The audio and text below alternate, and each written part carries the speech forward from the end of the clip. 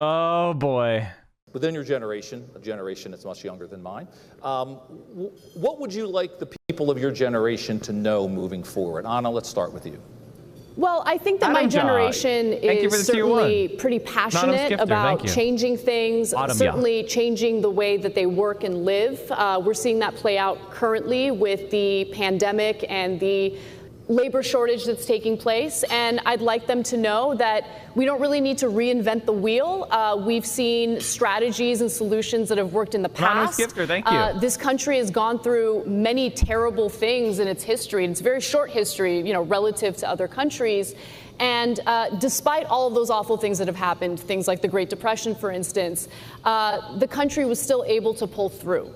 And I would suggest looking to history at the solutions that worked, specifically a strong labor movement in order to, really rework the power dynamic that we're seeing right now in the workplace. I think a lot of the reasoning for not going back to the jobs that workers were previously working in prior to the pandemic has to do with the fact that, hey, we've been staying home during the lockdown. Now we realize that spending time with our family, having a little free time for ourselves, being able to go outdoors and do recreational things, that's important to us. So they're reimagining what their lives could be like if they take a little bit of power back in the workplace. And I think that that's definitely possible.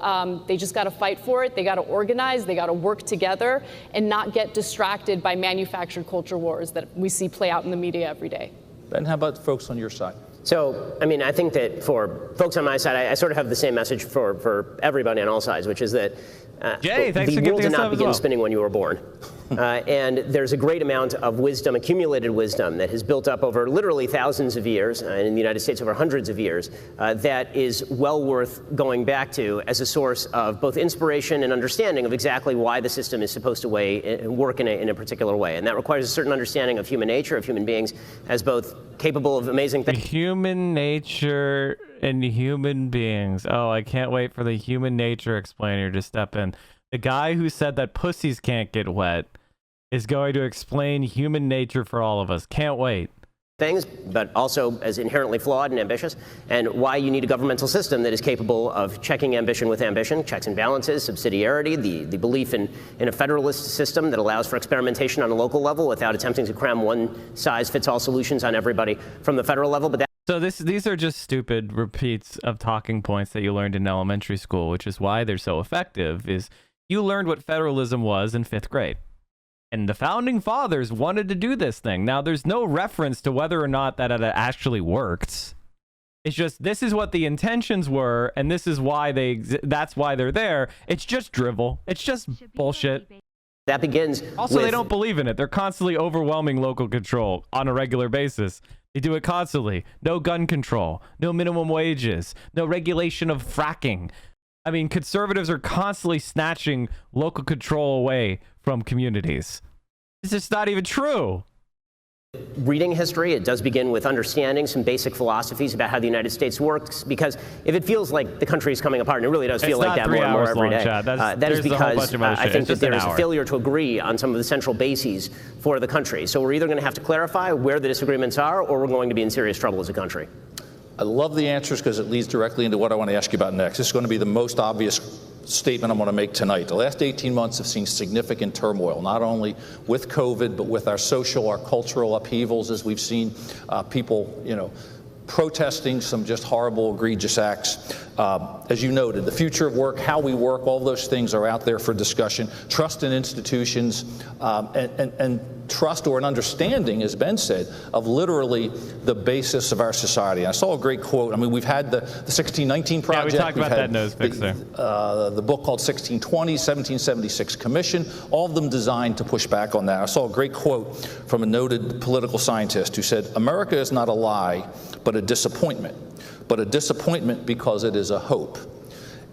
Would you agree that that's a good description? And would you also agree that the U.S. is an exceptional country? Ben, I'll start with you. I mean, I obviously believe that the United States is an exceptional country. I think that our history is filled with moments of glory. It's also filled with some terrible tragedy and some terrible evil. There's no question about any of that. To suggest that America is a disappointment is to suggest that utopia is a real place, or that whenever you say somebody's a disappointment, you have to say compared to what? Compared to every single country in Western and Northern Europe, compared to place after place where there is less poverty, less suffering, less human misery, less infant mortality, less maternal mortality, less incarceration, less war, less violence, less misery, less death. Compared to that. What exactly are you shooting for? Compared to the ideal, of course, everybody's a disappointment. Saints are disappointments compared to the ideal. But if what you're talking about is America as a whole is somehow disappointing compared to, for example, what other countries around the world stand for, or what they have provided to their citizens, or what they have provided to the globe, then by no means is America a disappointment. America is a tremendous success story. In fact, it's the greatest success story in world history. Okay, that's so far ridiculous to be a point of absurdity. America is both strategically and geopolitically positioned to be even more wealthy and productive and happy than it is. It's a total disappointment. I mean, you have half of Americans can't afford a $500 expense. The top 10 families have more wealth than the bottom 150 million Americans. We have less Americans entering having kids because guess what? Not because they don't want kids, but because they can't afford to own their own home or provide for the child. The United States of America is teetering on social collapse because of deaths of despair are skyrocketing. That what is deaths of despair? Suicide, drug overdose. We have entire region of this country in full-blown collapse economically, politically, and socially. And this is the richest country in the world, but it's more productive than ever. It's just nonsense. It's babble.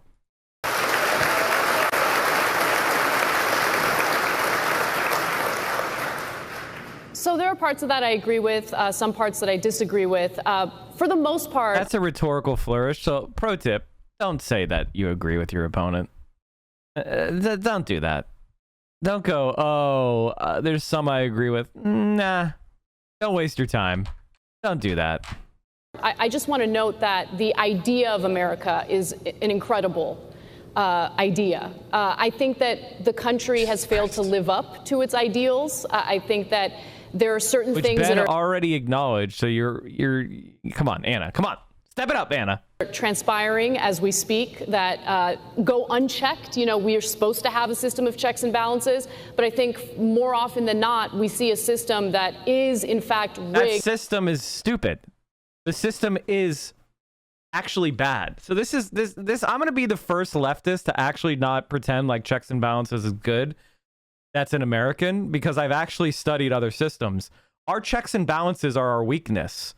Our sclerotic system, it's gridlock, it's deadlock, it's conservative focus, it's overrepresentation of minority opinion, its inability to actually execute reforms necessary to maintain our stability are actually why we suck so hard. And it reminds me actually of the fall of Rome. The Republic of Rome fell not because people didn't recognize the problems, not because there weren't charismatic leaders who were putting forward bold reforms for the working class and for the Roman citizen. It's because there were too many veto points. They couldn't get anything done. They couldn't reform the oligarchy and the rich, greedy fuckers that were stealing everything. That's what caused the Roman Republic to fall. Too many veto points. It sounds familiar? Reformers kept getting killed and assassinated. Weird that. That's what's wrong with America. Our checks and balances are terrible. When a party has democratic legitimacy for a plan that they ran on, they should be able to execute that plan within reasonable limits. The idea that you win the House, the Senate, and the presidency, and you can't pass a bill representing 1% of our GDP in the next 10 years is a joke. Our current system is much more analogous to transition of the Roman Republic into empire than it is to the fall of the Roman Empire. We haven't achieved true empire yet. Well, I mean, of course. Are you sure it wasn't the Roman Republic was spread too thin? No. And you think Texas is about to shut the power off again in the winter? We can't even keep the power on. Exactly. What a joke. In favor of the powerful. I'll give you specific examples. You know, in the beginning of the pandemic, there were lawmakers in the Senate who engaged in this minimalizing, just completely minimizing the severity of the pandemic, to the point where I actually didn't think that COVID was a serious threat to me, my health, my family's health. In fact, in February, I went on a cruise with my in-laws and had a great time and didn't think that COVID was going to be an issue. Then I find out, of course, a month later, everything starts shutting down. People I know get incredibly sick. And then news reports come out in regard to members of the Senate who had a classified briefing, closed-door briefing on the severity. She's referring to Kelly Loeffler, the now defeated senator from Georgia, who invested a whole bunch of money in like PPE companies and stuff like that. Like, she literally went around going, oh, COVID ain't not the big a deal. And then she went home and bought a bunch of the stocks. She sold a bunch of stocks of companies that were going to do poorly and bought a bunch of like PPE companies that were making masks and gowns and shit and body bags, literally. COVID, and immediately turned around and started selling their stocks. They started buying tech stocks, realizing that people are likely to work home, so they might need to invest in technology or companies that offer technologies that make that possible. Basically, there's insider trading happening within the Senate. And I'm saying it out loud, and I'm saying it on a regular basis because that kind of activity, that type of behavior, first of all, is illegal for the average American, should not be legal for members of the Senate. The fact that we have... And likes insider trading. The fact that we have lawmakers who are personally invested in businesses that they're deciding legislation on is unacceptable. So when you talk about the lack of trust in our institutions, I understand that lack of trust. And that lack of trust has led to the situation that we're experiencing today with COVID, where people don't believe in what the CDC is telling them, where people question what journalists are reporting about. They just assume, because of the lies that have been told, because of the system being rigged against them, they just assume that they're being lied to. And now we find ourselves in this difficult position where we're trying to find solutions. We're trying to come together so we combat COVID effectively, get people back to work so people can thrive, families can thrive. But that's incredibly difficult to do when people don't trust in our institutions. So earlier this evening, three of us had some interesting conversations about the way that our culture is broken, the way that civility has broken down. Let me give you a couple of numbers that are actually pretty scary. 15% of Americans have terminated a friendship over political differences. The reality is 53% of the R's have a Democrat friend, only 32% of Democrats have a Republican friend. Granted, a lot of that report is being related to former President Trump. Kevin Drum, who I don't know, but is a liberal journalist with Mother Jones, said, quote, if you hate culture wars, blame liberals. He wrote that in Washington Monthly. Is it fair to blame more liberals for the culture divide, or is it one that both sides have to take blame for? I think that both sides certainly engage in manufactured culture wars, and it's frustrating to see it. Full disclosure, I myself have engaged in it, and I think instead of being oblivious or delusional about it, it's important to acknowledge when you've made the mistakes, right? Okay, all right. So I'm going to stop it again here. There's nothing wrong with defending trans rights or reproductive rights or teaching children actual history or any of the things, promoting a pluralistic society and culture that accepts people of minority religions and beliefs, protecting ethnic, religious, sexual minorities. There's nothing wrong with cutting off people that, say vile, racist, bigoted shit. And I think the biggest problem we have is everyone wants to fantasize. See, white people, I hear this civility shit the most from white people, especially upper middle class white people that are relatively secure, happy, and healthy, and for whom politics is an intellectual exercise rather than a material necessity. Okay?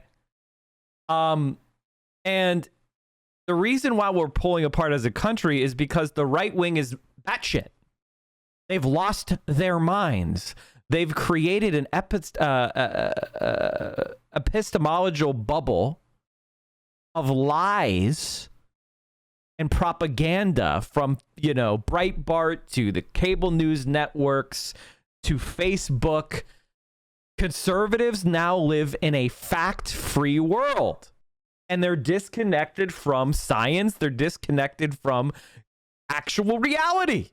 That's why they're dying to a disease that we have a vaccine for. Okay? They're batshit. And there's no way to reach out to them. We can only defeat them.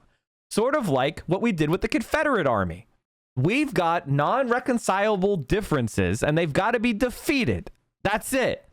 Am I calling for violence? No, I'm not. I'm calling for them to be electorally put into the wilderness, and we enact our laws and our policies.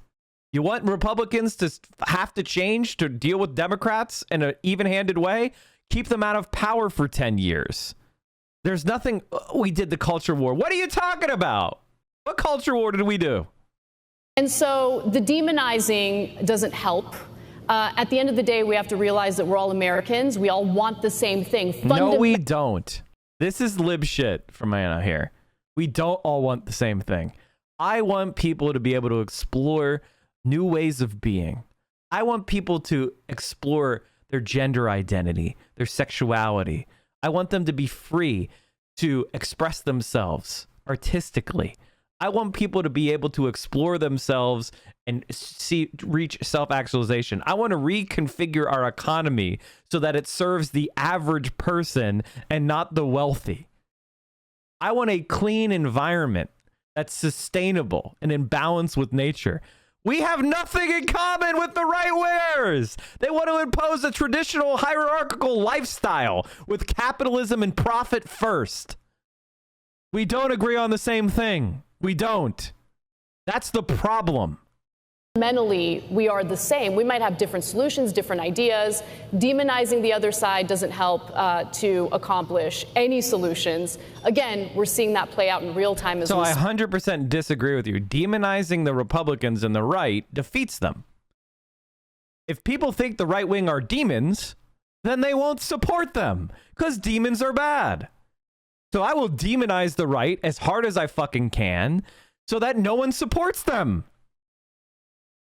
I want people to think of them as a persona non grata. I want them to be socially ostracized. I want them to be, someone says, oh, you're a conservative? I want people to be like, ugh. I want to demonize the right. Good. Speak. I think that there's a market for the division, and that market is being exploited by our media. It's being exploited by politicians. And I mean, Facebook is in the news today. I think that Facebook, it makes money based on engagement, and people are engaged in the constant conflict. So it's important to be honest about what the real threats in society are. I think it's important to focus on why it is that, certain industries, including the media, engage in this culture of division. And we got to talk about how the incentives are in the wrong place. I mean, there are no incentives to engage in, friendly conversation or friendly debate. I hate that my chair keeps, and I'm short, so I'm trying to figure out how to do this. I don't know. I hate turning my back to people. Here, I'll just do this. I'll sit on the very edge. But we got to be aware of why it is that people engage in the divisive rhetoric that they engage in. There's a profit motive behind it oftentimes. I see it play out in the media. It's really, really hard not to fall victim to it myself, right? But when I take a step back and I look at where the country is right now, it's shameful. We don't see each other as fellow Americans. We don't see each other as even fellow colleagues or workers in the workplace. Everyone has a political identity, and that's it. And that's not helpful. I think the division in the country is incredibly embarrassing, especially on a world stage. And we got to be more cognizant of that as we engage in political discussions. I certainly agree with an enormous amount of what Ana is saying about the nature of sort of the world that we live in, where people feel as though they are going to be ostracized socially. They feel that they might be fired depending on their political point of view. They feel as though if they make comments openly, and this is true for pretty much everybody across the political aisle, actually, with the exception of people who consider themselves on the far left. According to a Cato study, basically every political subgroup in the United States feels uncomfortable speaking openly about what they believe, except if you're on the far left, because then you get to find people's old tweets and do that sort of stuff. But I'm not going to pretend that I think that the culture wars are irrelevant. I don't. I think that many of the culture wars are highly relevant, and not just relevant. I think that they may be indicative of sort of where the country is going. Because the way that most people experience interactions with the government, particularly the federal government or with politics generally, is not always based on tax rates or the very minute internecine debates that we have over $3.5 trillion bills that nobody knows what's in, and then everybody just votes before they read the thing. A lot of the way that people engage in politics. Okay. Everybody knows what's in it. You're a fucking dipshit. Ben Shapiro is such a hack. Like a complete hack. Just a total moron. I'm sure we'll get into it, but I think that a lot of the ways that socially there's been a pretty strong push from the left over the course of the last 10 years in particular, and it's driven a lot of reactionary resentment on the part of people who are on the right. And I would suggest that a lot of the support for President Trump, for example, was driven by precisely that. It wasn't just about his economic program, which differed from sort of the traditional laissez-faire Republican. By the way, Ben Shapiro is right about this. Is that it was the blue-haired SJW compilations. It was Gamergate. It was this. You can't even tell jokes anymore. It was this. What do you mean I can't grope my the waitress anymore? It was that. That's the stuff that won it for Republicans. Donald Trump saying, I grab him by the... I get to sexually harass hot women because I'm rich. Live vicariously through me, you slob. Is why you won. 100%. Ben is right about that. Economic program, a lot of it was about the idea that he was a culture warrior who was going to punish enemies and all of this. And so to pretend that the culture war either doesn't exist or that people are making it up in their imagination or that they are overestimating the impact. The only reason this racist little toad is on stage is because he is a peddler of this contrarian, divisive, anti-reason rhetoric. Of course, he's being paid. He's an astroturf. He's astroturfed to the moon. Of it on their life is to ignore how people are being treated in the spaces that they treat with every day, on Facebook, on Twitter, in the workplace. I mean, one of the reasons that my family and I left California is not just because of the living standard, although Florida is way better. It is also because, you know, we left a place where we felt as though our children were going to be socially ostracized for a place where we feel our children are not going to be socially ostracized, and that's a big thing. Yeah.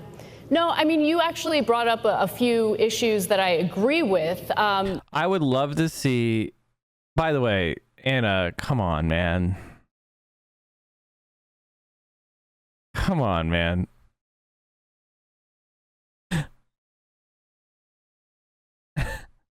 Okay, dude. There's no way that's his real bathroom, is it? Come on. The cancel culture shit is so played out. Come on. Number one issue is the constant policing of people's pasts, what they've said in the past. I think holding people... Actually, who is even... Like, come on, man! What are you even talking about? Okay, by the way, if I ever get canceled, I'm immediately pivoting on this. If I ever get canceled, cancel culture is real. Cancel culture is important. And, but until I get canceled, it's fake! It's fake! People to the current standards based on the current culture. You know, if you're looking at tweets, for instance, from 2009, and you're judging that tweet based on what the current culture or the current standards are, it's a little ridiculous, right? So going around demonizing people based on their past statements, it shuts... Who actually is doing this? Like 100 follower Andy's got, oh no, they got a 10,000 like retweet. Oh no, 100 follower Andy found your bad joke you made about gay people in 2009 and they got retweeted. Oh no! That's about the extent of this.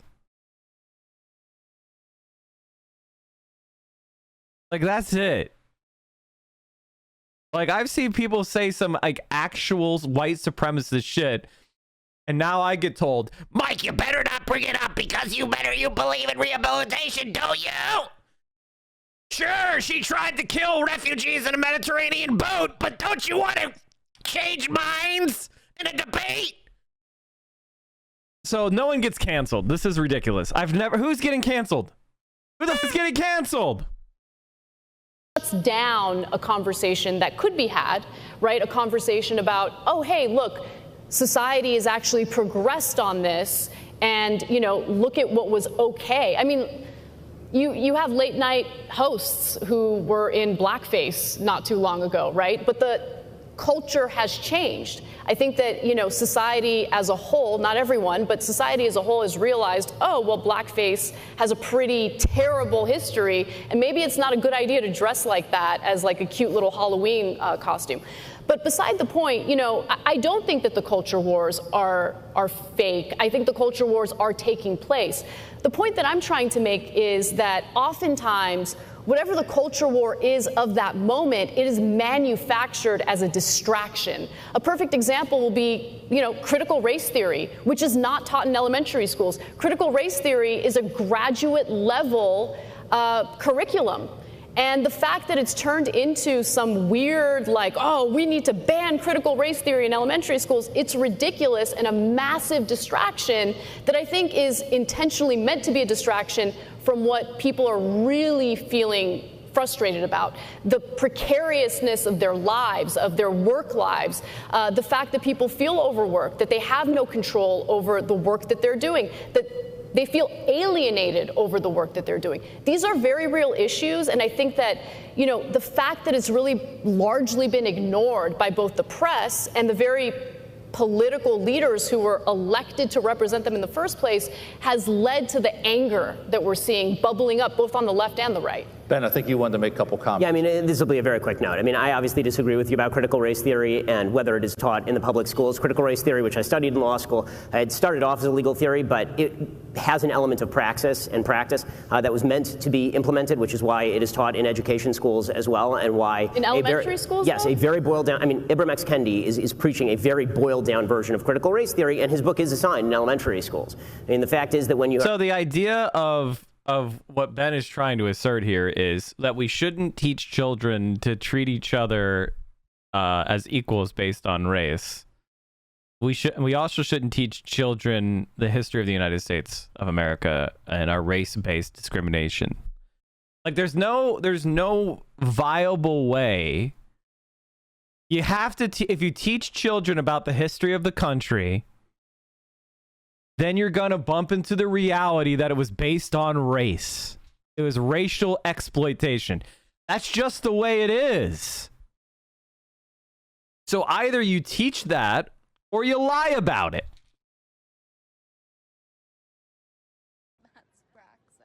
Dwaddledorf, thank you for the tier 1.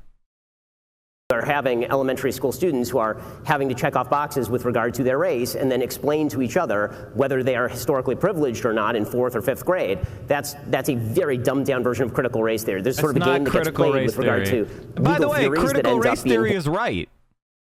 Critical race theory is objectively correct. Notice that there's no discussion over the correctness and truthfulness of the critical race theory. There's no discussion of exactly what's being taught to those kids in 4th or 5th grade. So when he says, well, you're taught that your race, you had historical privilege. You mean they were taught that white people enslaved black people? They were taught about sharecropping? They were taught about Jim Crow? What exactly are they being taught that you object to, Benny boy? He equates dumbed down basic American history. Exactly. Boiled down. Intersectionality is another great example of this. Kimberly Crenshaw writes a very intelligent law review article about intersectionality and how you can notice how he calls Kimberly Crenshaw intelligent, because he can't refute what she's saying. A member of more than one minority group and be discriminated against in a variety of ways. And then that is used as the basis for a much broader move in American political life. And then as soon as you point that out, they say, well, that's not intersectionality. It's the original law review article. That's a bit of no true Scotsman games playing. And so I object to that. And look, it is a relevant issue when you have Terry McAuliffe, who's running for governor of Virginia, literally saying in open debate that it should not be parents who are making the educational decisions for their children. It should be the people in education. I mean, So we should have educational and pedagogical experts design education. You know, just because you squirted out a kid doesn't mean you understand how education works. I had somebody cream pied me. I'm now an expert on education. No, you're fucking not. Can we stop? Now, obviously, parents love their children and they're invested in them and they want to, you know, and we should, of course, include their contributions to developing a child's potentialities. That's important. But just screaming, I got pied, now I know how education works, that doesn't follow, Benny boy. That is a culture war issue that I think is of key importance to people who have kids, right? Well, see, I mean, I think that that's part of what leads to the lack of trust in our institutions. I mean, yes, as a parent, you get to make decisions about which school you want your kid to go to. If you're uncomfortable with the public school curriculum, you can take a look at private school options. I 100% disagree with that. Why is Anna coming off so lib today? What is going in? What's going on? We should not have a tool track education system. They don't work. They're bad. Private schools should be illegal. I also don't believe that parents should have such extreme control over a child that they can indoctrinate them into weird cults and like ahistorical nonsense. If you don't want that, you can homeschool. But who gets to be... I don't want conservative freaks homeschooling their kids. I mean, if we're talking about parents making those decisions, who gets to be the arbiter of, you know, which parent gets to be the arbiter of what gets taught in any particular public school? I'm not really buying that they're learning about critical race theory or even a boiled down. I'm positive that, you know, elementary schools are not learning about systemic racism. And even if they are, even if it's a boiled down version of that, learning about systemic racism is important. I think that that's something that's an issue in this country that gets ignored or completely denied. And I think that's wrong. I think that's what also leads to the division that we're experiencing. Well, that's okay. Finally, she started making a point that I can agree with. I like Anna. I think she's really smart. I could be harsh in my criticism, Chad. I like her, but I gotta say, I didn't really like the way that was framed, but okay, keep going. That's going to be the major cultural war issue, right? Because the fact is that I, as a parent, believe that if you're going to teach... You think there's no systemic racism? I believe that it depends on how you define systemic racism. So if you're talking about legal regimens of racism, no. Mm-hmm. If you're talking... Yes. Even under that extremely impoverished definition, we do. Talking about history has after effects, of course. So I think there's a real problem with semantic overload. And history has effects, yes. So systemic racism is real. So Ben, should we say tax people who benefited from systemic racism and then use that taxed money and redistribute to those who suffered under systemic racism? Maybe say a reparation to make up for that harm? Of our political conversations. And when people say systemic racism, sometimes what they mean by systemic racism is history has consequences. You can't have 150 years of, 300 years of slavery followed by Jim Crow and that not have after effects, which of course is true. And sometimes what they mean is that every inequality in American public life is due to some systemic inequity that is... So he just literally made up a straw man. The second position is a total lie that nobody holds. 300 years of slavery followed by Jim Crow and that not have after effects, which of course is true. And sometimes what they mean is that every inequality in American public... Bellhand says, this is Ben's job. Turn a discussion based in facts to a discussion based of semantics. Every conservative is addicted to semantics. If you debate a Pepe law, they'll try to go and they'll have some asinine definition of socialism that they'll want you to talk about for 20 minutes. Instead of being like, hey, should we do Medicare for all? And they'll just do a circular argument about, can you define socialism for me? And then you'll give a definition, and they'll go, well, that's not my definition. And then they'll come up with, then you're like, okay, that's not what I mean. Let's just stipulate a definition so we can talk about the facts. No, I don't think that I will. life is due to some systemic inequity that is currently taking place in the United States, which I think is absolutely 100% false. I mean, we certainly see that playing out in our criminal justice system. Are you going to deny that, or are you going to say that, let's say, African Americans or Latinos are just inherently more criminal? Or I'm not going to say either of those things. I'm going to say that he's going to say neither of those things because he's going to imply the second thing without having the balls to say it. That's called being a mainstream conservative. He'll let Donald Trump say that. They overrepresented in our prisons. I mean, especially when you consider. This may be beyond the scope of our conversation, but the answer is because not all groups commit crimes at the same level. So in other words, black people and Latinos commit crimes at a higher level. Why? I don't know. Maybe it's culture. Maybe there's just something about them. That has nothing to do with genetics. That has everything to do with circumstances. Can you guys hold those thoughts on education? Because I do want to get back to some of that too. But let me move on to something else we talked about. We talked about the trust issue, and there's some very interesting surveys out there on trust. Gallup did a survey. There's a drop across the board in trust in all institutions except law enforcement, which is very interesting. Congress, sorry for my friends there, is the lowest. Media is down there almost as low as Congress. Those that rank the highest were small business and the military. So this low media rank, is that fair, or is that being manufactured as part of a culture war? It's fair. I mean, it's entirely fair. I mean, I think that one of the things that we've seen for both good and bad, the fragmentation of media is a result of systemic distrust in the media, and that's existed for a very long time. I mean, that's nothing new. And I think that it's completely fair for people to look at the media. I know there are people on the left who think that the media is too right-wing, right? Obviously, we on the right think that the media is far too left-wing. But I think that sort of distrust in media sources is very often justified. I think that we're requiring more of people than we used to in the past, because once people have realized that there's an inherently political angle to how people cover the news, now we're asking them, if you want a full rounded diet, you actually have to choose it yourself, right? You have to cultivate yourself to watch the Young Turks and then watch my show and decide who you agree with, and where there's sort of a common locus of fact, that's the fact and everything else is the opinion. That's asking a lot of viewers where we didn't used to ask very much of viewers at all, right? You just turn on the evening news and buy whatever Walter Cronkite is saying, whether it's true or not.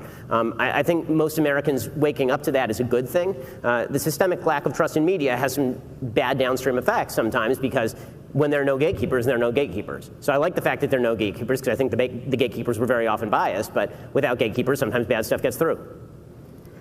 Yeah, I mean, I think that right now we're experiencing people existing in various filter bubbles. So if you are, for instance, consuming most of your news online, if you like a particular brand of programming, if you, let's say, lean more conservative and you're watching mostly conservative news, algorithms offer up more and more conservative news. And so when you get... All right, I cover plenty of the right because I debunk the right. And they're extremely relevant because what they're saying is what's going to happen. We're halfway through this thing. If you have preconceived notions and all of a sudden you're hearing or reading something that challenges those preconceived notions, you're going to have a negative reaction to it. And you see that playing out across the board. I'll give you an example. I mean, I have family members who are constantly consuming news online. My mom's a good example, right? She's... You'd be surprised she's my mom, because she's on Facebook. She clicked on a link to, let's say, the Daily Wire, perfect example. Well, Facebook is going to be offering up more Daily Wire type content. And then all of a sudden, when she's watching the Young Turks, she'll be like, well, you know, I read on Facebook or I read on the Daily Wire, whatever, that X, Y, and Z happened, and you're wrong, right? That conversation doesn't actually happen that often. But I'm giving you an example. I was hopeful there for a second. Right? And so look, there are all sorts of issues with the media, right? I mean, the media for the longest time completely ignored the very real frustrations that workers have been feeling in this country. I mean, the Federal Reserve released data indicating that nearly half of Americans can't even afford a $400 emergency. At the same time, you tune into CNN, CNBC, MSNBC. I mean, it doesn't matter, across the board. And they're like, the economy is doing great. You know, we're seeing record growth. And what they're specifically talking about is the stock market. But the stock market is disconnected from the reality that the majority of workers are experiencing. So I think that that type of stuff leads to people feeling, you know, distrustful toward the press. At the same time, they exist in these filter bubbles and have their preconceived notions. It's hard to challenge that. So there's a lot of different things happening at the same time. I don't blame people for not being so trusting of the media. One other thing that I'll note is that the incentives are always in the wrong place. The kind of stories that I want to talk about on the Young Turks and do talk about on the Young Turks get no attention. They don't do well. I saw my dad's YouTube feed when I was fixing his laptop. All the suggested stuff was weird right-wing stuff and tons of conspiracy theories, LOL. So the things that you need to do when you get your parents, laptops or whatever, you need to go over here to this triple thing and click don't recommend channel. All right? So all those right-wing things that are on their thing, you need to go on there and click don't recommend channel and then click a bunch of like left-leaning shit like some more news, right? All right? You know, that's what you need to do. You also need to go to my YouTube and like, comment, and subscribe. Well, in terms of the number of views, I want to talk about international news. I want to talk about what's happening in Brazil. I want to talk about what's happening in Ecuador. What do you do if they think Newsmax is the best? Block it with parental controls. It'll get like maybe 40,000 views at most. You know what gets a lot of views? I don't know. Ana Kasparian destroys this person, or here's the latest cat fight. Like, I hate it. It's garbage. It's garbage. All right, chat. I want to show an example of something that gets my click every time. And now they are the Republican Party. Hardcore Trotskyites. Hardcore. They give you the Patriot Act, everything else. I mean, we're in deep trouble. We are in deep, deep, deep, deep, deep, deep trouble. And I only wish Stalin would have got all of them. I got to be quite honest. Trotsky, these people, that's some bold statement there.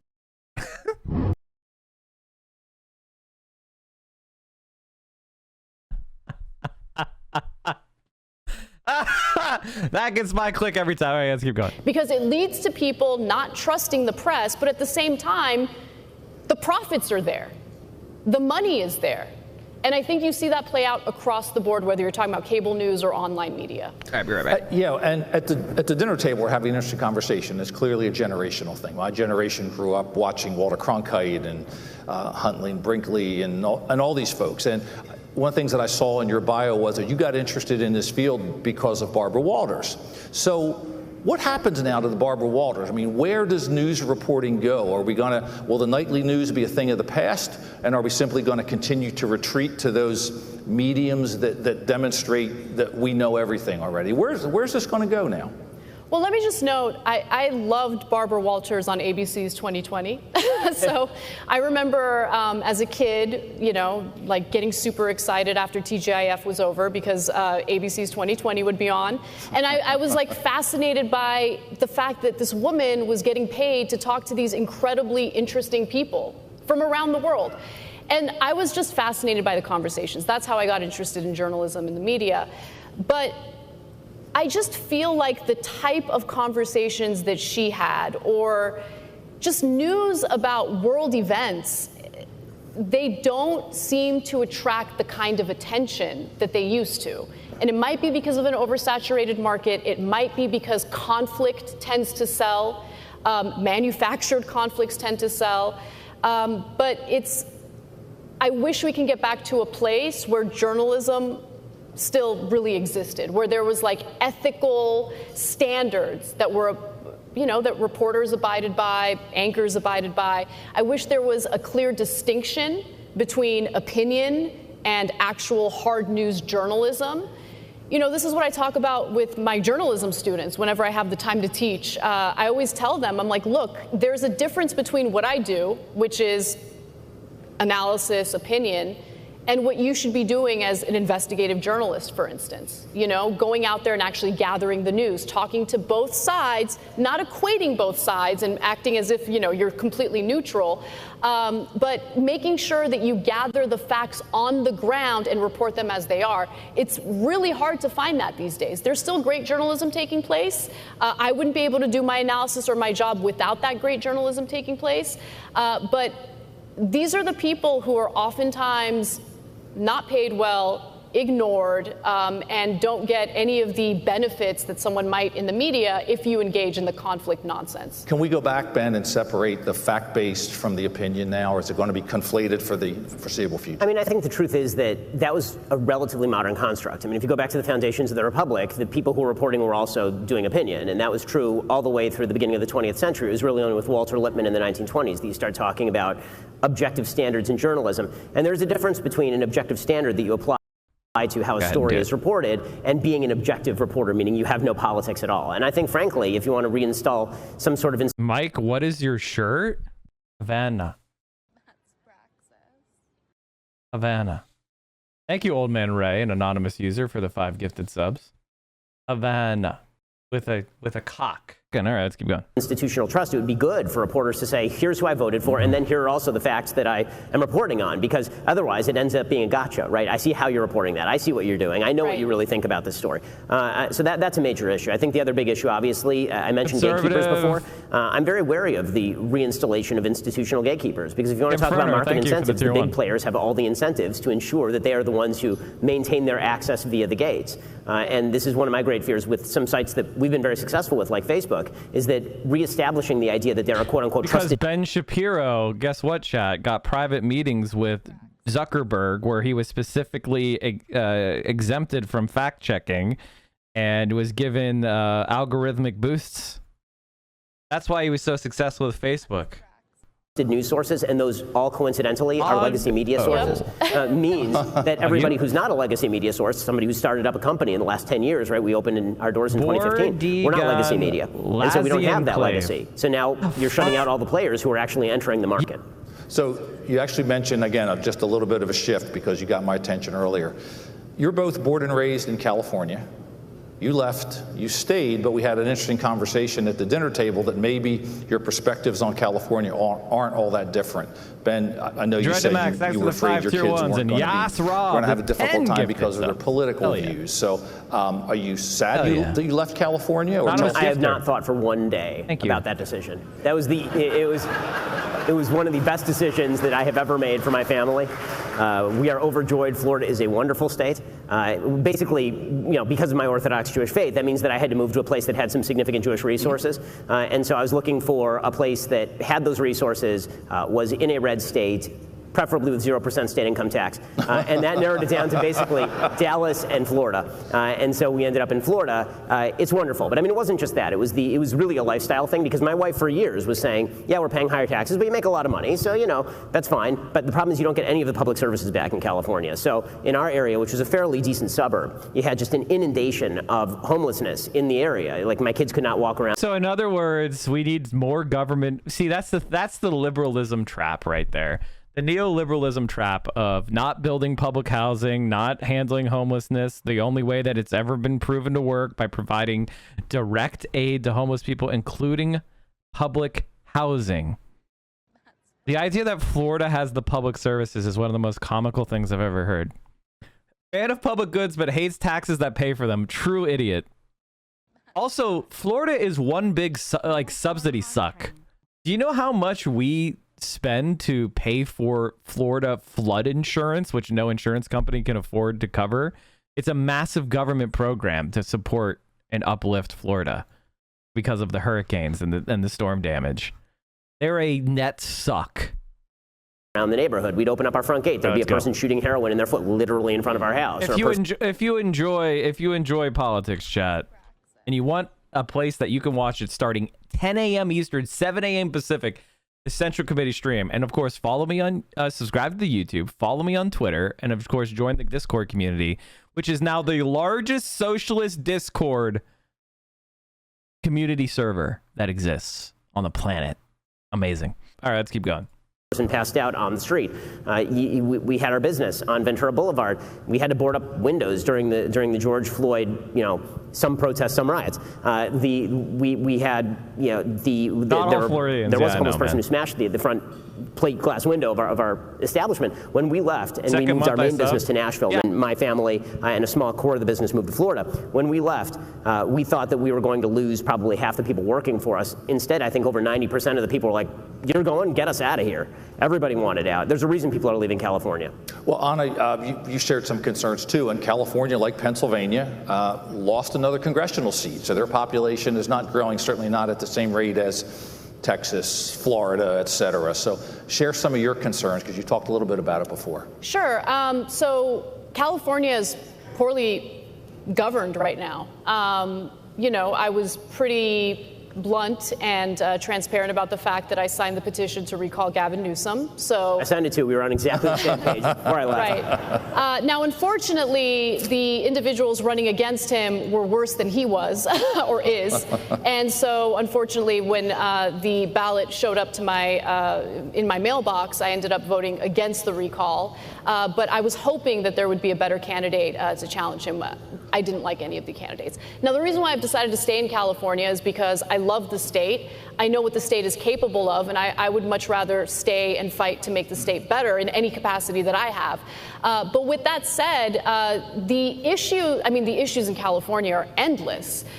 You have corruption. I mean, literally a city council member had his office raided by the FBI because of the pay-for-play scheme that he was engaged in. You have real estate developers running amok.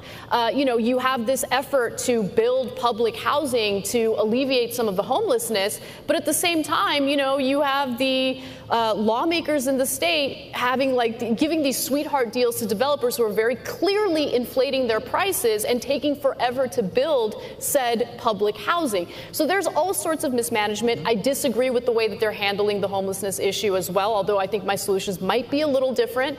I think that this idea of, being incredibly... Okay, so I gotta be honest. I hate this because you're really feeding into a lot of the right-wing talking points without offering a assertive socialist alternative. You have to say stuff like, the housing crisis is because of run of the muck capitalism.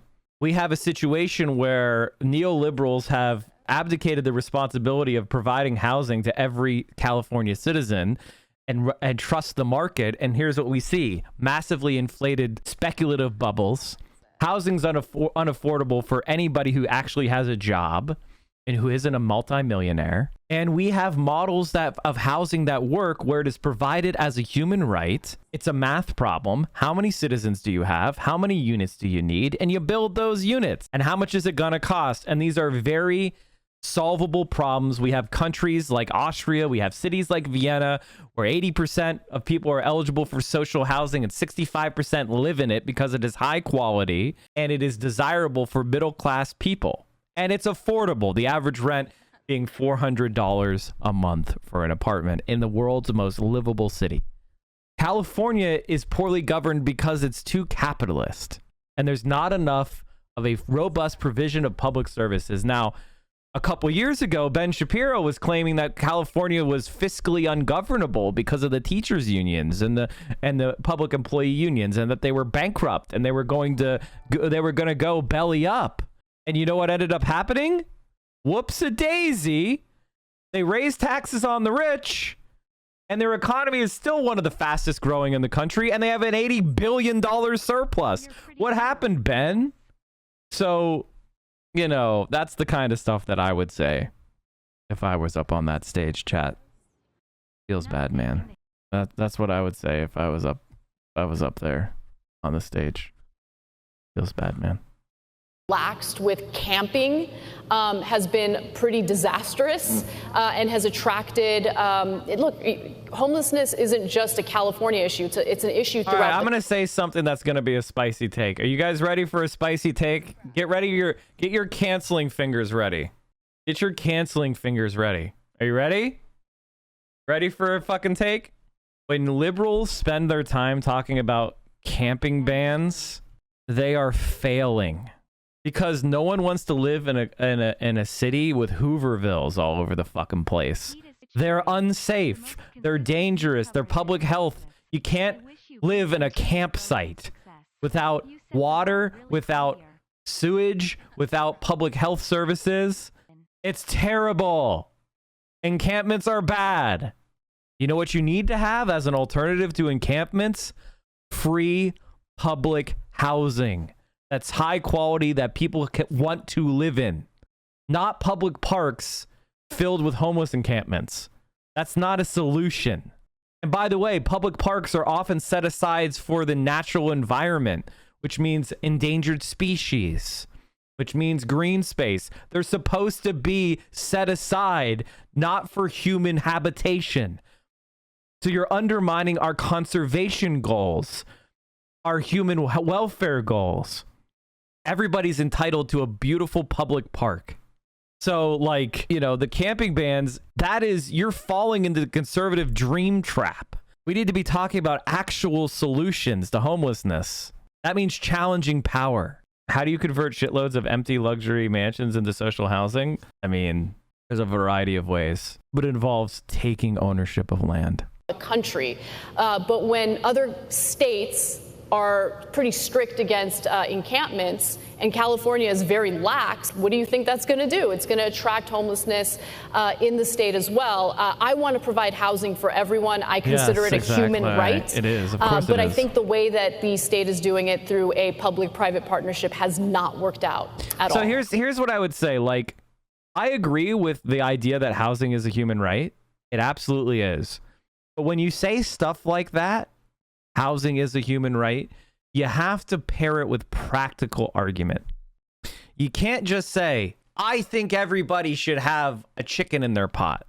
That's good, but it's not enough. You've got to say, it's been done. This is easy. Generations past have solved these issues, and we made the mistake of listening to people like Ben Shapiro and liberalizing the housing market and going towards unrestrained capitalism. And the result is millions and millions of people around the world homeless, destitute. Ben Shapiro equals homelessness. Thank you. So let's move on to another public policy issue, one that's being debated in Washington right now. Tax the rich is a very popular sentiment. It's also now a fashion statement, I guess, which we've all seen. So when President Biden looks into the microphone and says, pay your fair share, what does that mean? It means that if you're one of the 55 corporations that literally paid absolutely nothing in federal income taxes in 2020, and in fact received $3.5 billion in tax refunds or rebates, or tax refunds, I should say, maybe you should pay your fair share. But here's the thing, if the tax code is written in a way where corporations can legally... The answer to that is that for us to have a society with a robust, healthy workforce and a productive economy, we need to provide a certain level of investment in our citizens. That's a number that we calculate. What do we need to provide education, health care, job training, housing, infrastructure? That's a number that we calculate. And then we tax the people who participate and profit from that society in relation to their ability to pay. Now, I don't have an exact number figure for you, but the answer is more than we are now because we do not provide enough services to our citizens and we're falling behind, and you can see it on the streets. You can see it in the deaths of despair and rising in places like Pennsylvania as the infrastructure collapses and the job opportunities dry up. It's not very hard to answer this question. And it's an element of fundamental fairness. Somebody who flips burgers at McDonald's should not be paying more in taxes than Amazon. Take advantage of loopholes and incredibly low effective corporate tax rates, they're going to do it, right? So it's one thing to say pay your fair share. It's another thing to actually write a tax code that is a little more equitable and ensures that everyone is, in fact, paying their fair share. Ben, what's pay your fair share mean? I mean, the obvious answer would be a flat tax, but the longer answer is that the United States has one of the most progressive income tax systems on planet Earth. That's just garbage. That's false. That's false. God, this talking point is so stupid. It's not true. The United States collects less and spends less as a proportion of their GDP than almost every other country in the OECD. And what we do spend in the government is overwhelmingly of over 50% weighted toward the military. The idea that we're progressive is one of those things that's technically true, but also an outright lie. Most of the systems in, for example, Northern Europe are far less progressive. The top tax rate kicks in a lot lower on the income scale because you have to pay for the large-scale social services. The people who are at the top of the income bracket in the United States, the top quintile, essentially pays all net taxes in the United States. Not some, not most, all. And the reason for that is because there are tax transfers, and the transfer of payments that are inherent in public services do not accrue to the people at the top of the tax bracket. They accrue to everybody else who's receiving that sort of funding. When we talk about... They pay higher marginal and effective rates at the top in Northern Europe. He's right that taxes are higher in the upper middle brackets as well, but they are much higher for the wealthy. Absolute dumb. Higher taxes on corporations. We do not have one of the world's lowest corporate tax rates. We are somewhere in the middle, look at the OECD countries. So there's a difference between what's known as the statutory rate and the actual, what's known as the effective rate. The United States have had a higher statutory rate for a long time, which is the top line number. Now, it was massively cut by Donald Trump, 20% from 35, but no one paid 35 because we had the most tax loopholes in the world. So people used advanced tax avoidance strategies and they didn't pay shit. Countries, we're certainly not the lowest. Everything he says is a goddamn lie. On the totem pole in terms of our corporate tax rate. In fact, right-wing sources like the Heritage Foundation will say that it is much friendlier to do business in places like Denmark or Sweden in many cases. I will 100% accept. Okay, all right, fine. We adopt Denmark's fucking tax laws, labor laws. I agree. Deal.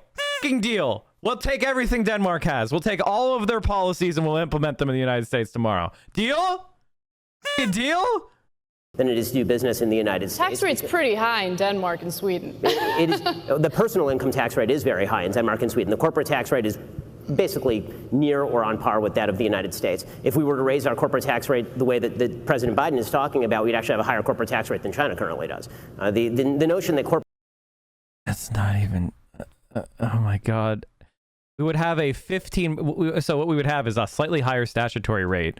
But the innovation that Biden is putting in is the 15% corporate minimum tax, which would be an international tax treaty that corporations really hate.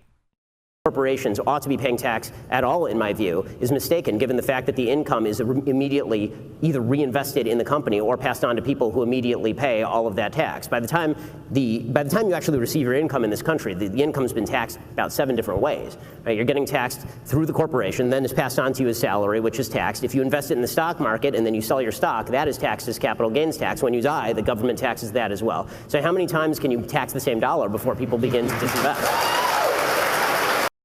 Notice how the fail son's at the... Oh, we don't want to tax that inheritance.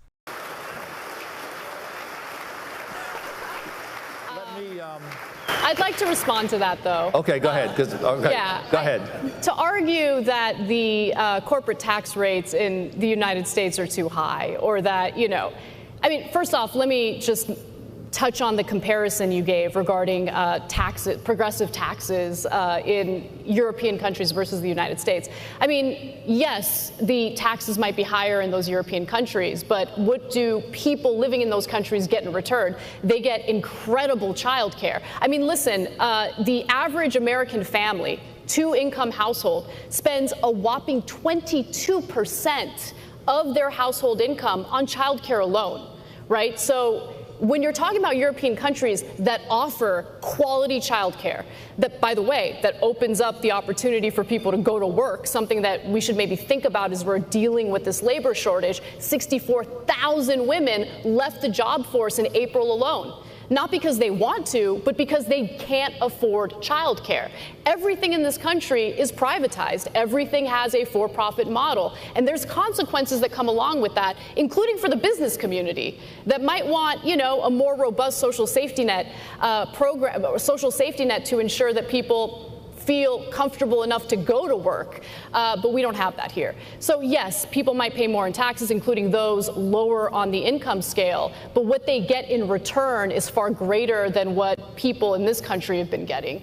The United States has spent, since the beginning of the war on poverty, some $22 trillion in the war on poverty. We spend an awful lot on social services in this country on a per capita level. In fact, it is very much on par with what the European countries spend. It's just a lot of that is due to things like, first of all, that's not true. He's just lying. But a lot of that, especially because we have excessively expensive medical care. So Medicare is extremely expensive because they can't do things like negotiate prescription drug prices, which costs us nearly $600 billion. So we're paying retail prices for pharmaceuticals, which makes Medicare almost as expensive as a universal healthcare program in Canada. And that's not including all the other private spending that's happening. Not spent particularly well. When it comes to things like childcare, a very young Elizabeth Warren, before she became Senator Elizabeth Warren, specifically wrote about universal childcare, and she said that it actually was contributing to what she called the two-income trap in a book that she wrote in the early 2000s. Wrong. And what she talked about is the fact that there are a lot of women who, for example, may not want to work, and what you're actually doing is incentivizing people to have to go to work because you are now providing child care, as opposed to providing a competitive advantage to, for example, families where one parent... Okay. If you have more money, you can have a higher standard of living. News out of fucking 11. Is working. I agree with you, by the way, that childcare is a very difficult issue. I also agree that this is why we used to have, for example, family structures that were conducive to allowing people to help out. There are many businesses that do provide for some form of childcare. We certainly have many businesses that provide for some form of maternity or paternity leave. The European countries, which obviously have been used as a model by a lot of folks on the left, between 1970 and 1993, they experienced exorbitantly low rates of growth. And the reason for that was because they radically overburdened their social safety net systems. It created enormous social problems. It created enormous immigration problems. They had to scale a lot of those back. And why would it create immigration problems? It created immigration problems because a lot of people were coming specifically for the benefits. Yeah. Okay. Well, yes, that would be to my point, which is it creates more problems very often than it's. Sure, I guess that's a. Yes, if I put a free donut sign in my shop, people will come for the. No, but if you have a society that actually. So one of the things about that is he assumes that the average person is a leech, kind of a parasite, like the average immigrant is a net drain on society, which again and again has been proven wrong. Most obviously, they're an adult, not a child, so they can typically work. And most immigrants age from around, say, like 18 to 33, which is prime working years, where they sustain themselves and actually provide a net benefit for society. And that's even with our current, current environment of immigration, where it's hard to get legal status and do things like pay your taxes without facing the risk of deportation. I mean, again, every single thing Ben has said has just been total garbage. Takes care of its workers, right? If you have a society that makes your life a lot easier, people are going to want to immigrate. It's part of the reason why people wanted to come here. People are going to want to live in countries that have both economic opportunity, but also social safety net programs that, again, just make your. I mean, we talk about freedom. If you look at the World Freedom Index, okay, we like to think of the United States as the freest country. We're not the freest country. You look at that list, we're like pretty low down compared to a lot of these Nordic countries. Denmark is top of that list. So this is actually a very important point. If the U.S. matched the third best OECD countries, so these are the developed countries. OECD refers to the so-called rich countries, all right? It's an organization of all rich countries in the world, and they get together and they measure stuff. If the U.S. matched the third best OECD country in terms of employment metrics, we would reduce child poverty from 18.4% to 17.8%. If we matched the third best country in terms of wealth redistribution, child poverty would fall to 6%. The best way to eradicate poverty, welfare, not jobs. To figure out who the non-workers are, I created 8 groups of people and assigned each non-worker to one of the 8 groups. The groups are children, elderly, disabled, students, carers, people who said they are not employed at all for some of the year because they were taking care of family, unemployed, people who are not employed at all or some of the year because they were looking for work or because they could not find a job, non-elderly retired, people who said they were not employed for all of some of the year because they were retired, and other. Who are non-workers? The overwhelming majority of non-workers in this country are children, elderly, and the disabled. The vast majority of non-working people cannot or should not be working. Children, elderly, disabled, and students make up 86% of non-workers. Non-workers do not work, and so they do not receive labor income. Most of them also do not own significant amounts of wealth, and so they do not receive capital income. Naturally, this means that the poverty rate for non-workers is quite high, especially when measured in terms of market income. The welfare state helps deliver some income to non-workers, but the U.S. welfare state is quite stingy, and so high poverty for non-workers is present even when looking at disposable income. The poverty rate of non-workers is a little under 3 times the poverty rate of workers. Put differently, non-workers make up about 3/4 of all poor people, despite making up just half of the population. Another way to see this point is to focus on how many hours each family work per family member. So for instance, a family of 4 with 1 full-time worker puts in 2,800 hours, which is equal to 520 hours per family member. The below graph shows you the poverty rate broken down by this measurement. As in prior graph, each category is roughly 1/5 of the population. Here's the poverty rate by group. In an advanced economy like the US, poverty is something that plagues non-workers, and the welfare state is the only solution. Watching debates like this makes me think they're totally worthless. I think you said before, stuff like this, the conservative could just spew bullshit 1,000 miles a minute. You could do nothing about it because debunking it would take 10 times as long. I mean, there are ways of doing it. There are ways of winning these kind of debates, but you have to come in knowing what they're going to say. So look, Denmark has a mixed economy. When we have these debates about socialism versus capitalism, I think that those debates are a little ridiculous because every country is not every country, but most countries are mixed economies. Right, the United States is right? mixed economy. Exactly. Yep. Now, the issue with the United States is there used to be a time when public universities were free, right? You didn't have to dig yourself into a massive hole to get an education. There was a time in this country where there was universal childcare. That was cut down to the point where it's like no longer in existence unless you're desperate and have like no money and need to take advantage of some programs that are available in some states. But my point is, like, we have an issue here where on one hand, we're experiencing a labor shortage. We want people to go back to work. On the other hand, people literally can't afford the childcare necessary in order to put their kids in a daycare, put their kids in childcare, and be able to go to work without their entire paycheck. The Biden bill removes many work requirements for many of the payments that are being made to people, and which is absolutely the best thing that Biden could do. By removing work requirements, he lowers poverty fundamentally, and there's a paradoxical effect. By reducing work requirements, you increase the people that work. I'll say that again. By reducing work requirements, the number of people that work goes up. Incentivizing people not to go back to work, which is why we have 10 million open jobs in the United States and people not coming back to work. That is not what that bill does. In fact, that's not what that bill. Are you talking about the $3.5 trillion reconciliation bill? I am talking about the $3.5 trillion bill. The $3.5 trillion reconciliation bill offers universal pre-K, which opens up the opportunity for mothers to go to work if they want to go to work. The $3.5 trillion bill, by the way, has all sorts of subsidies for corporations, which I don't really understand why the business community isn't salivating over that, because rather than just going full force with public programs, which I think would be the right way to go, it's offering all sorts of subsidies in these, public-private partnerships. Now, the physical infrastructure bill has a lot more corporate giveaways, which is why the, business community absolutely loves it, offers the chance to privatize public infrastructure, which is why the business community absolutely... Again, you have to remember the business community is ideological. They don't want to create a political environment, even if it would be good for capitalism. They don't want to create that environment of people getting more and more from the government and having less power over people. I'll give you an example. Medicare for all would be cheaper than private insurance for companies. Right now, American companies are less competitive because our labor costs are much higher because companies have to pay for their employees' health insurance, and it's very expensive. So when they're competing against, say, like a Canadian company, that's a huge disadvantage. A huge amount of their wages has to go, or their compensation has to go to these health insurance costs that are outrageous. But if we had Medicare for all, they would have less discipline on the workforce. They wouldn't be able to scare people to work for lower wages and less compensation or poor working conditions because they need the health insurance, right?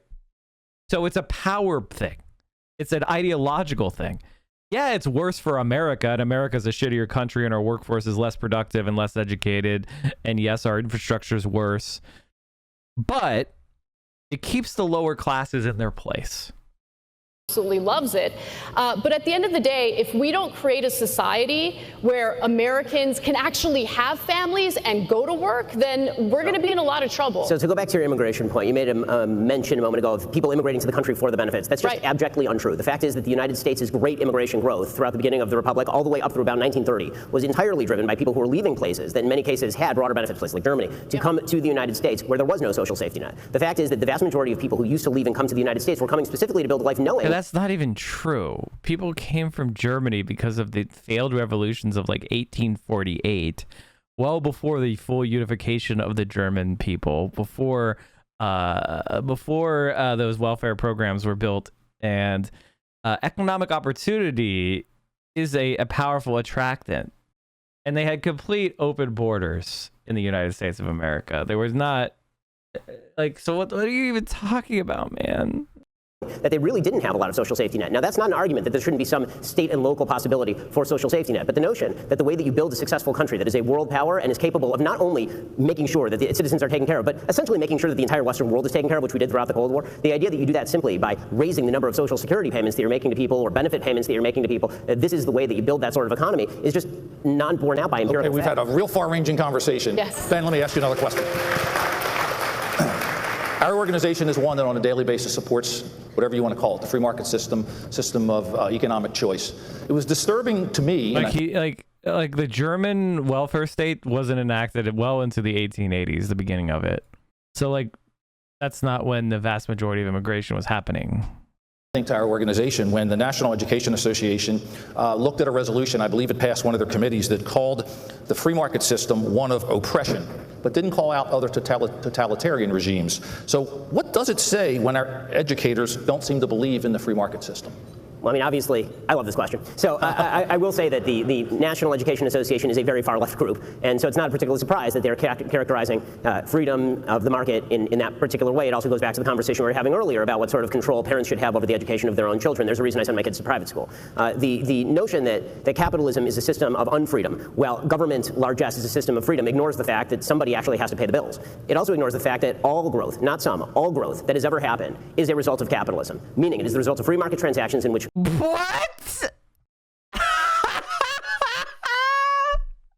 Bro, capitalism is a modern thing. What, there was no economic growth prior to like 1500? Like, what are you talking about? People consent to services and goods from other people, in which people innovate and make new products. There's a reason that we're not still riding horses and buggies around, and that is because of innovation. It's because of incentive structures. It's because people get to keep the fruit of their own labor and then use those fruits of their own labor. Capitalism is when trading. In order to invest in things. The true growth in the American economy was never just a question of dollars and cents. It was what you got for those dollars and cents. All of that is driven by entrepreneurs who are willing to take risk. And when you disincentivize risk, you end up disincentivizing people from taking those risks. As we become a much more wage-based society, and that has happened for a large segment of the population, that means that you are incentivizing people to not take those risks. And countries that don't have people taking those risks end up being countries that economically stagnate. Like who? Who's economically stagnating? Yeah.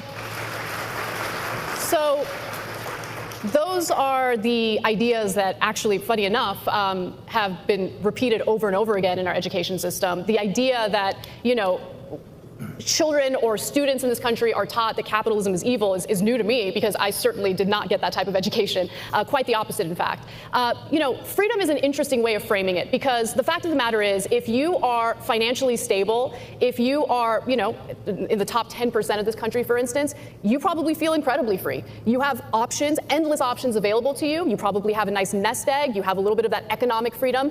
But, there are two different things at play. Number one, well, when you look at what is incentivized under capitalism, it's actually led to a lot of our own civil liberties being violated. For instance, data collection that takes place.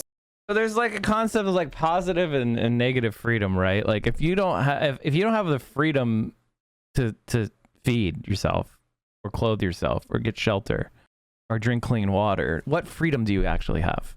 There is absolutely no value in freedom of speech if you're dying of thirst. There's no value in any of the supposed liberal freedoms if you as a person do not have your basic needs met. You are then subject to the control and the whim of anyone who will provide you those resources. You do not have a meaningful freedom. Entrepreneurship, capitalism, ownership of the means of production are not rights that are exercised by 99% of the population. The population is represented by workers who provide the value. Capitalism is when private individuals control the means of production for private benefit, and workers do not receive the fruits of their labor, but rather a wage. Ben discussed risk because he thinks that someone owning capital and deploying it into a firm means that they should have complete control over the results of other people's labor. And how did they get that capital in the first place? They exploited someone else. Capitalism is when money, socialism is when no money. Yeah, there you go. You got it. On a regular basis, without our own knowledge, by these social media companies, by these tech companies who make their money not off of advertising, for instance. They make the majority of their money off of selling our personal information to data brokers. It's part of the reason why there are infinite websites right now, so-called data brokers, that just sell our personal information, including where we live, what our phone number is, where we've worked. I don't really feel very free when I'm terrified about my own safety because there's a company that's literally making money off of selling my personal information. So there are certain incentives under capitalism that actually do infringe upon our civil liberties and our rights. So that's one thing that I want to note. But the other thing I want to note is, how free do you feel if you're on the precipice of financial ruin, if you can't afford paying for a medical emergency that you're experiencing? What do you do when you don't have health insurance, which tens of millions of Americans right now don't have because of the exorbitant prices associated with it? How free do you feel if you're a wage worker who has not experienced your real wages increase in literally decades? Wages have not kept up with inflation. So how free do you feel when you want to leave your job, but you can't because your healthcare benefits are tied to that work or tied to that job? I mean, freedom, again, is an interesting way of framing it, because I would venture to say that there's a significant portion of the population in the United States, significant portion of workers in this country that do not, in fact, feel free, in fact, have experienced the precarious nature of a capitalistic system that forces them to work endlessly, if they're lucky, in a full-time job, if they're unlucky, in several part-time jobs that they cobble together with no benefits just to make ends meet. Let me give you 30 seconds because I want to move on something with that. I'll just say I think that there's a bit of a definitional game that's very often played with the word freedom. Freedom obviously has two separate meanings. Isaiah Berlin talks extensively about the difference between positive liberty and negative liberty. What you're talking about are things that people need and things that people want, and that is not the same thing as liberty. I'm talking about what people need. People need health care. I don't disagree that people need health care, but to characterize that as a freedom is a very different thing. If you don't have health care, you don't have food, you don't have housing, you don't have shelter, you are not in any significant way able to exercise liberty. Those are necessary conditions of liberty. And a society, since we're communal animals and we have incredible wealth, should provide that to every human being as a birthright for their existence on this shithole planet. You scum. If the goal of the government is to provide you the opportunity to seek things, right, then that is not the same thing as the government providing those things to you directly. Nor is it the same thing as the government seizing. Because if you don't have those things, then you will die. In a society that has a large population of people that don't have access to those things becomes unstable.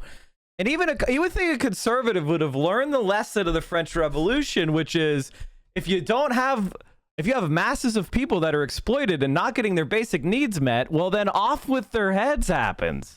That thing from one person and giving it to you here. To characterize it as freedom is a real mischaracterization. Again, I'm happy to discuss whether or not we should change the programming here, but I think that the sleight of hand that's played by equating freedom of speech, for example, or freedom from being murdered on the street, or freedom to dispose of your capital as you see fit, to characterize that in the same language they would use to discuss why you need a house, it's a difference in kind. It's apples and oranges. Yeah. So let me just quickly mention. I want to ask you a question. Go ahead. Because this idea of taking something from one person and giving it to the redistribution issue, which I think oftentimes is framed inaccurately. When we talk about redistribution of wealth, I mean, look at the amount of money that gets invested by our federal government in the form of research and development, whether we're talking about pharmaceutical companies or even companies like Tesla. The seed money from Tesla did not come from private investors. In fact, the same year that Obama's administration invested in the failed Solyndra project, they also invested the same amount into Tesla. And guess what? Tesla ended up being a massive success. The only downside to it, though, is that now you have Elon Musk, who's whining and crying about having to pay his fair share of taxes when, during the pandemic, he became, for a brief period of time, the richest man literally in the world, right? So I agree with you about subsidies, by the way. Right. So welcome to libertarianism. So look. So here's the thing. This is the sleight of hand that conservatives love to do, which is defend the current hierarchies and wealthy, right, from redistribution, from taxation, from constraints on their power. And then the moment you talk about the history of the current rich people and how they got there, they say, well, I don't believe in what they did. But you just said a second ago you don't want to raise taxes on corporations. Well, sins of the past. Investments need to be made. That research and development needs to take place because private investors are not willing to take the risks necessary.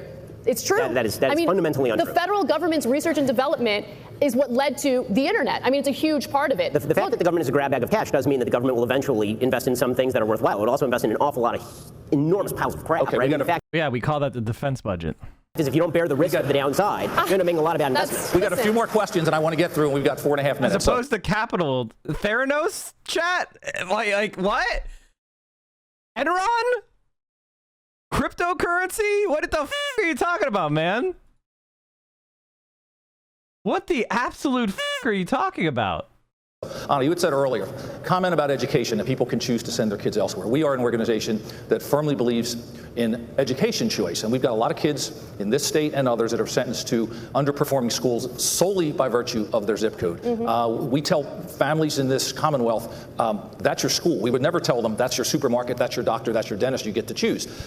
And a lot of that, to be blunt, is because of the collective bargaining agreements with tenured teachers and how much you pay. Can we really get to educational choice? Because a lot of these parents can't afford to send their kids somewhere else. Can we really get to that real education choice given the current state of collective bargaining in this Commonwealth and in this country to a large degree? Holy fucking shit. Jesus Christ, these questions.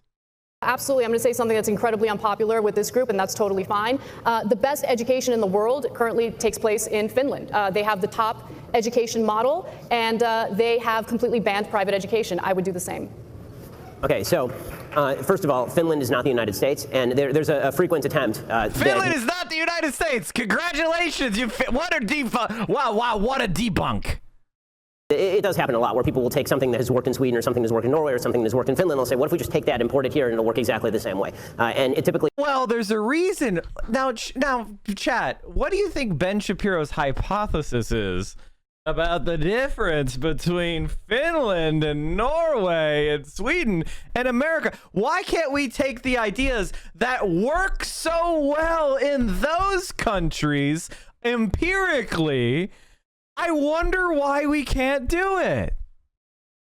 Does not work. The fact is that Finnish Americans make more money in the United States than they do in Finland, for example. They have longer life expectancies in the United States than they do in Finland. Because for someone to move to the United States from Finland, that's an international move of thousands of dollars that educated and wealthy people do. If you're able to immigrate to America from Finland, you're probably at least middle class, which means you have sorted out all the poor people and the disabled people and the children. No shit, your immigrants to the United States of America, a country that's richer than Finland, is going to make more. Congratulations, Ben. You figured out that rich people make more money than poor people. You know who's the highest rate? You know who makes the most money? Immigrants? Nigerians. Obviously, Nigerians are the superior culture. True of Swedish Americans, it's true of Nordic Americans. Life expectancy in Finland is much higher than the United States. No, you're correct. Hold on. It's only 78 years. No, which is, by the way, comparable to Cuba. Anna, 78 years. hold on a second. You're correct. The life expectancy in Finland is longer than the life expectancy in the United States. That's not what I said. I said the life expectancy for Finnish Americans is longer in the United States. That is an apples-to-apples comparison as opposed to comparing completely different populations, and that's kind of my point. Okay, the fact is... Again, it's wealth. If you're a Finn that moved to the United States, you're richer. Richer people live longer. That's not apples to apples. That's let's just cut out all the poor Finns and then compare a rich Finn in America to all Finns. That's not an apple-apple comparison. That's a sleight of hand. That's what we like to call a lie. That the United States has an incredibly diverse population, and that diverse population encompasses an enormous number of people who have very different beliefs about how education ought to be done. To suggest that any national standard of education is going to not only please all of those people, but prove to be successful in such a wide variety of circumstances for some 330 million people, we've tried this with a radically increasing federal education budget over the course of the last 30 years, and what we've got is failing public schools all over the United States, except in specific local areas where there have been attempts to take back control locally. I'd love to see more localization, and frankly, I'm quite pleased that if COVID had one decent effect, it was more people taking their kids out of the public schools. Okay, we got 2 minutes. And so before I get in trouble, so let's go real quick. I put 1.25. This might not be a quick one, but so we've had this discussion in this country, and a member of Congress has called for, and many others have, universal basic income. And her comment was, we should institute a basic universal income for those unwilling to work. Would that be supported in this country? Would that be supported? Yeah. I think on a broad level, the answer is no. Although I think that as time goes on and people become more dependent on government, then the answer is probably getting closer to yes. Should it be supported in this country? The people who are unwilling to work should be paid not to work? Absolutely not. I don't see why the government should be incentivizing people who don't want to work and have no excuse not to work, not to work. I mean, look, this is an opinion. I have a different. That's like a misquote, basically. But the reality is that people want to work. The societies with the most robust social safety nets have a higher rate of work. People don't like to sit around and do nothing. It's just not true. View of humanity, and I think most people want to live lives with purpose. So I think most people do, in fact, want to work. I mean, for me, universal basic income is not the end-all, be-all of dealing with the economic issues that people are having. I know that there's been a lot of focus on that because of Andrew Yang and his presidential run and his, demand that people get at least $1,000 a month. I don't think that that's going to solve the issues. I think that we have deeper problems that we need to deal with, and just throwing money at something in the form of a universal basic income is not going to solve that issue. But if we decide, okay, maybe we're going to experiment with this on top of providing a much more robust social safety net, then maybe we're having a conversation. But to me, the issue of UBI is less interesting. Okay, final question. We're almost out of time.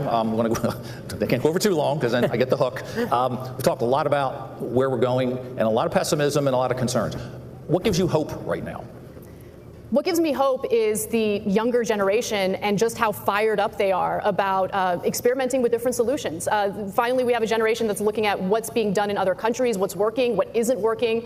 We're now seeing more worker co-ops being developed. In fact, there are as many as 1,000 worker co-ops in this country. About 500 of them are in the startup phase. But that is exciting news because now we're seeing companies being formed with workers actually owning the means of production. We're not talking about the federal government owning the means of production. We're talking about actual workers making decisions democratically within the workplace. I think that's the right way to go about it. I love that it's being experimented with among younger workers, and I think that's the right way to go. Ben, what gives you hope? What gives me hope is the fact that because this is such a diverse country, and because what we are actually watching in real time is one of the great sorting features that we've seen in American public life in quite a while, right? We're seeing people like me move to Florida. We're seeing people who are in blue states want to stay in blue states. And what that's going to lead to is more diversity in terms of the attempted policies. And that, in turn, I would hope would lead to a couple of things. One, better empirical evidence as to what works and what doesn't. And two, I would really hope that it would lead people to look at the federal government and say, this is just something that cannot control the entire country at once with one giant rubric of rules. We have to let California be California, and we have to let Texas be Texas, and we have to let Florida be Florida. And if we can't agree to do that, when we're going to be locked in a never-ending battle for an absolute myth. First of all, like Florida and Texas are like going blue. And things are going to get very, very, very ugly before this is over. I think that the great threat to the country right now is the widely held belief that the solution is not at the local level and it's not at the state level, that it is all at the federal level. And what we ought to be arguing about each and every day is how much money and what sort of regulations we ought to pursue for 330 million people. The longer that continues, the more we're going to decide we don't actually want to be part of that body politic, that the rewards of being part of that body politic are not worth the risk of people you oppose taking control of that giant gun that is the government and pointing it at you. So I'm really hoping that some form of subsidiarity is going to return and that there will be some governmental figures who are willing to sort of reestablish the checks and balances and localism that were the hallmark of the republic at the beginning and should be the hallmark of it again. Look, I've enjoyed this conversation. We had the localism of slave owning. Please thank Ana and Ben for being with us. It certainly was a lot of fun. All right, Chad. And thanks to all of you for coming out. Appreciate it. Thanks. God damn it, that was fucking trash.